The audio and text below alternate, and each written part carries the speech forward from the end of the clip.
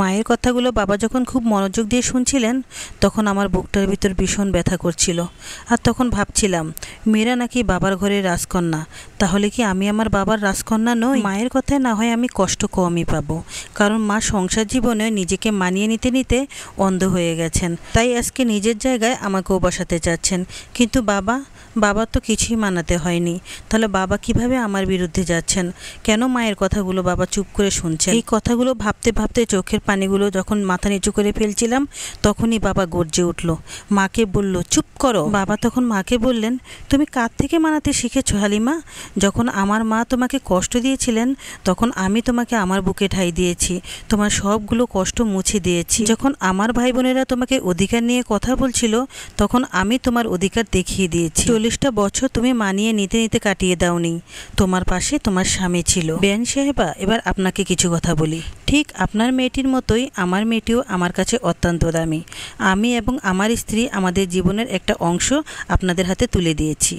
তাকে আপনাদের মতো করে গড়ে পিঠে নেওয়ার অধিকার অবশ্যই আপনাদের আছে, কিন্তু তার মানে এই নয় যে এখন থেকে তার একমাত্র পরিচয় আপনার ছেলের বউ অথবা আপনাদের বাড়ির বউ। সে লেখাপড়া করেছে, বছরের পর বছর কষ্ট করে সার্টিফিকেট অর্জন করেছে, তার ক্যারিয়ার নিয়ে ভাবার সম্পূর্ণ অধিকার তার আছে। হ্যাঁ, সংসার কিভাবে চলবে সেটা নিয়ে আলোচনা সাপেক্ষ, তবে সংসারে ছোটোখাটো সমস্যার দোহাই দিয়ে একটা মানুষের 17-18 বছরের পরিশ্রমের সাফল্যতাকে উপেক্ষা করা শুধুই মাত্র অন্যায়। আর তাছাড়া আপনারা তো জেনে বুঝেই একটা শিক্ষিত মেয়ে ঘরে তুলেছেন, তাহলে সে চাকরি করাটা স্বাভাবিক নয় কি? আর জামাই বাবা, আমি শুনেছি তুমি সবসময় তোমার স্ত্রীকে বলো তোমাদের মতো মানুষ বলে সে নাকি পার পেয়ে যাচ্ছে, অন্য পরিবারে হলে বুঝতো কত ধানে কত চাল।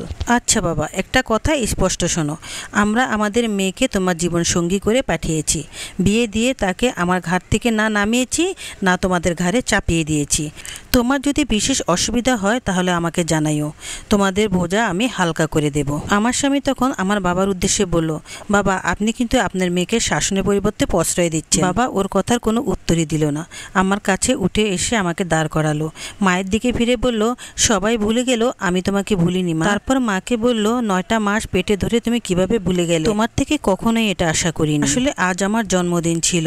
বাবা খুব সুন্দর করে একটা জুয়েলারি বক্স আমার হাতে দিল, আমার হাতে দিয়ে বলল, অনেক দিন থেকেই যত্ন করে তুলে রেখেছিলাম, সঠিক সময় এলে দেব বলে। দিনটা যে এত তাড়াতাড়ি চলে আসবে বুঝতে পারিনি মা। জুয়েলারি বক্সটা হাতে নিয়ে ভাবছি, আমার বাবা মনে হয় আমার পছন্দের কোনো গহনা বানিয়ে নিয়ে এসেছে। খুলে তো আমি অবাক হয়ে গেলাম, দেখলাম ভিতরে একটা চাবি রাখা আছে।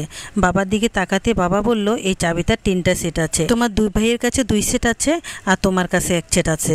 তোমার যখন মন চাইবে তখনই তুমি এই ঘরে গিয়ে ঢুকতে পারবে, কারোর কাছে তোমার চাবি চাইতে হবে না। এই দুনিয়ার নিয়ম অনুযায়ী বাবার ঘরকে পর করে স্বামীর ঘরকে আপন করেছ।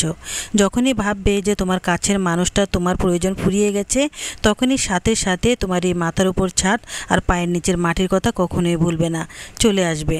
আর তোমার ঘরটা এখনো সাজানো আছে, চাইলে আরও একটু সাজিয়ে নিতে পারো। তারপর আমার শাশুড়ি মাকে বললেন, সংসার কোনো জেলখানা নয়, বউকে বউয়ের মতো শাসন না করে মেয়ের মতো শাসন করুন। আসলে ভালোবাসা পেলে মানুষ অবাধ্য হয় না, ভালোবাসায় কিন্তু মানুষ বশ হয়।